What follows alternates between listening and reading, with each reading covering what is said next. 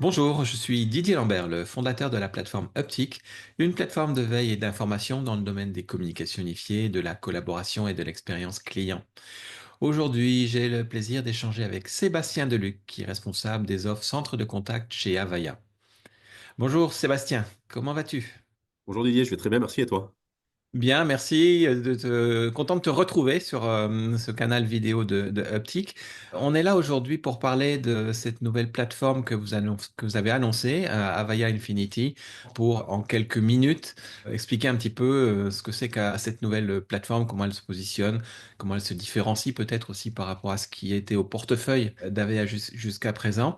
Mais pour la forme et pour ceux qui regarderont ce bref échange, est-ce que tu peux en quelques mots nous rappeler qui est Avaya, comment cet éditeur se positionne?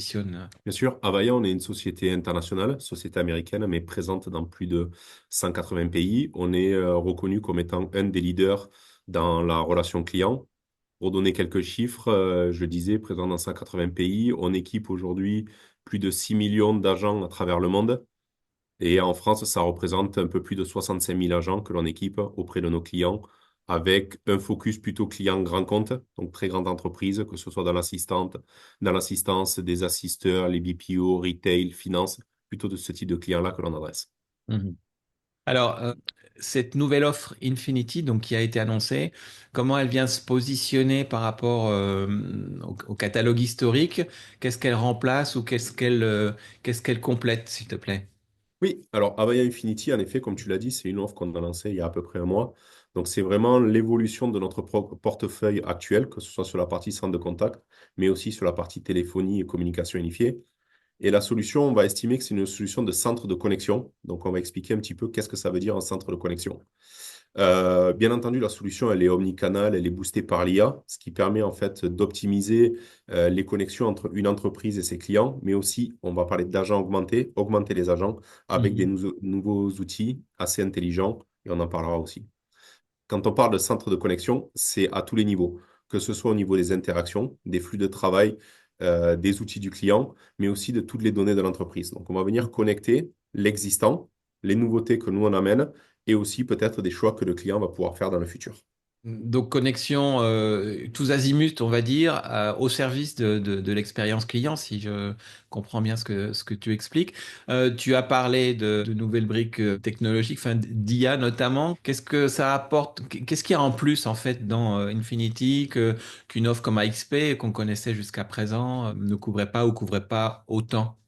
Alors, en fait, c'est vraiment l'évolution de ce qu'on a connu jusqu'à maintenant. Donc, on va amener beaucoup plus de choses, et notamment sur la partie IA, et c'est un des points différenciants de la solution, c'est ce côté hyper personnalisation et ouverture.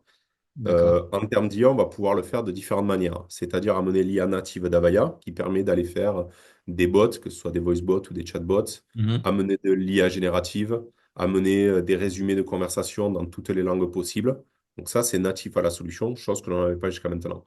Et D'accord. ensuite, on a aussi cette ouverture et cette hyper-personnalisation dans le choix que le client va pouvoir avoir au niveau de son IA. C'est-à-dire qu'on sait très bien qu'aujourd'hui, on va adresser des clients qui ont déjà fait un choix de bot. Donc, nous, on va venir l'intégrer en fait dans tous les process métiers, dans tous les workflows, mais aussi dans la partie analytics. Et on ne vient pas remplacer tout ce que le client a déjà construit depuis des années, parce que le Mhm. client a fait des choses avec d'autres éditeurs ou même en interne a pu développer des choses lui-même et on va venir les intégrer. Et le point aussi sur la partie IA, c'est on parle beaucoup de LLM, donc les Large Language Models, et on Mhm. laisse le choix aussi aux clients d'utiliser le nôtre, d'utiliser le leur, d'utiliser celui d'un éditeur tiers. Et donc tout ça, en fait, on va vraiment créer tout ça dans les connexions, dans les workflows, pour faire en sorte que ça vienne vraiment s'inscrire dans tout le parcours client. Ah, quand tu dis on va les intégrer, ces solutions ou ces services tiers, c'est quoi? Ça veut dire qu'on est à fond, pour parler un peu trivialement, dans les connecteurs et les API ou est-ce qu'il y a autre chose encore de plus complexe derrière?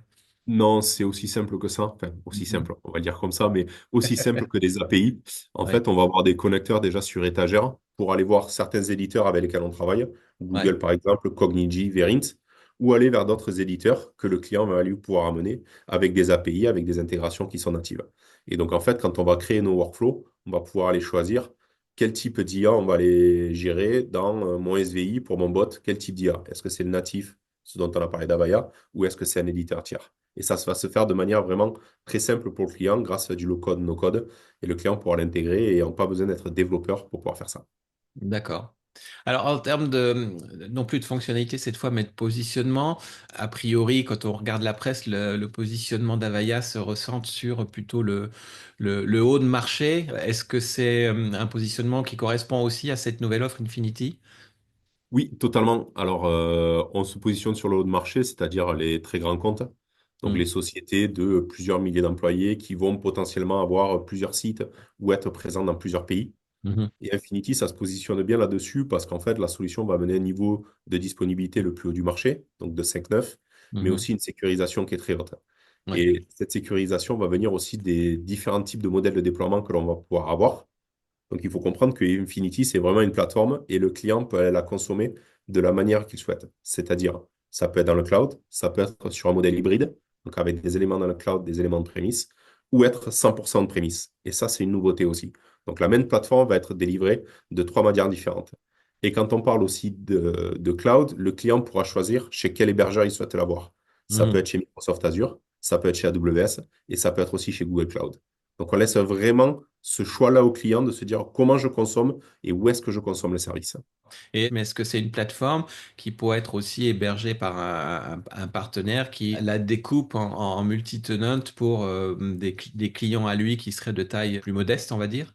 Oui, exactement. En fait, dans le modèle de commercialisation, on va pouvoir avoir une solution pour le client où on peut avoir à travers certains de nos gros partenaires qui, eux, vont en fait avoir la plateforme et vont pouvoir aller vendre leurs propres services de customisation d'opérateurs et en fait pouvoir la découper comme ça en plus petites tenantes pour le client, pour différents clients et pour aller adresser des clients de taille peut-être plus restreinte que ce que nous, on adresserait en direct. Ok.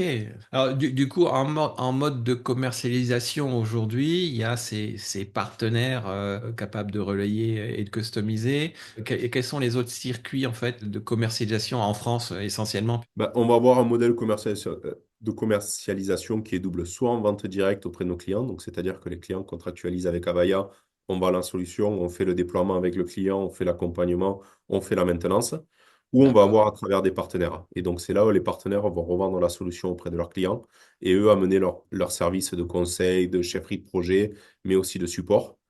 Et même si je poussais, il y a même un troisième modèle que l'on commence à voir de plus en plus grâce aux offres cloud, c'est-à-dire que le client va acheter les licences à travers l'éditeur, donc à travers Avaya, mais va contractualiser tout ce qui est projet, consulting et maintenance à travers un partenaire. Donc on est capable aussi de mixer en fait ces deux modèles-là. Oui, ce qui fait sens dans la mesure où ce sont des solutions qui de plus en plus trouvent toute leur valeur quand plus elles sont intégrées avec un écosystème applicatif existant. Donc, ok, donc trois modes de commercialisation. Écoute, moi j'ai à peu près les réponses aux questions que je me posais. J'ai juste peut-être une question pour des profils de type consultant qui travaillent et qui accompagnent des clients sur la mise en place des parcours clients, des centres de contact. Vis-à-vis de cette solution, est-ce qu'il y a des points particuliers d'attention à leur signaler, on va dire, qui justifieraient qui s'intéressent justement à Infinity par rapport à des besoins ou des configurations ou à un marché vertical particulier? Je dirais que la première chose, c'est de comprendre que cette solution-là, en fait, elle va vraiment s'adapter à ce que veut faire le client. Et donc, être capable, et j'en avais sûrement parlé la dernière fois aussi, c'est comprendre les cas d'usage du client et où est-ce qu'ils veulent aller, définir les bons KPI. Hmm. Et le deuxième point, c'est sur la partie IA aussi, très importante, comprendre ce que veulent faire les clients. Donc, pour les consultants, les sociétés qui accompagnent les clients, comprendre qu'est-ce qu'on fait avec l'IA. On voit aujourd'hui énormément de choses, mais on se rend compte que le ROI peut être encore un petit peu compliqué. Oui, c'est vrai que le ROI sur les questions d'IA, c'est encore une vraie interrogation aujourd'hui. Ok, mais Sébastien, écoute, merci beaucoup pour ce passage en revue rapide mais efficace, je l'espère en tout cas pour ceux qui verront la vidéo. Et puis, ben, j'espère qu'on aura l'occasion de se croiser dans la vraie vie très prochainement pour parler de tout ça. C'est Didier, très bonne journée À bientôt, au revoir. et au revoir.